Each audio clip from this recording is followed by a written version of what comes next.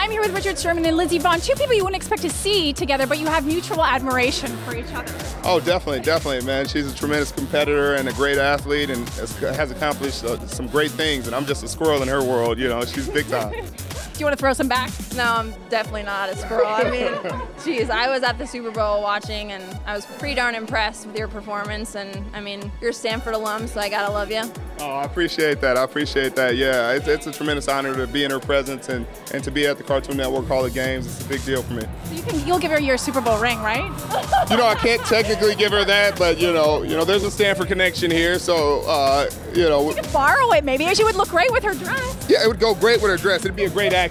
So, eating fresh, staying in shape, tip from both of you guys. That's one of the biggest tools that you can use is eating fresh, and because it allows you to stay in shape. It allows your body to get all the nutrients that you need to be an amazing athlete, to recover, to go out there and perform week in and week out. Just doing whatever you can. I mean, whether it's, you know, not taking the elevator and walking upstairs or doing a couple push-ups, you know, every day. It's the little things that make a huge difference, and trying to maybe not go for the donuts and go for something healthier, that always helps too. I actually just talked to Marshawn Lynch at the Super Bowl. You're an A-lister on the field and you're unstoppable.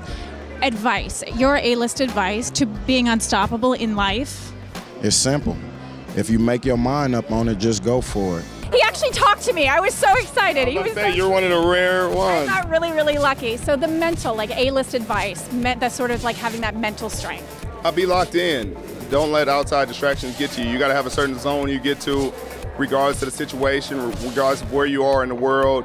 You have to have a zone that you go to 100% of the time, that you're stuck in when you're playing your sport or you're doing what you got to do. So you have to find that zone. And if you find it at a young age, that's great, but you might not find it until you're older. Yeah, I mean, it's believing in yourself and not letting outside distractions get the best of you. I mean, it's really easy to listen to what everyone else says, but if you do that, you forget what your goal is and what you're trying to accomplish. So just stick to your guns and it'll turn out well. Obviously, kids here are like idolize you guys. Who did you have posters of on your wall when you were a kid?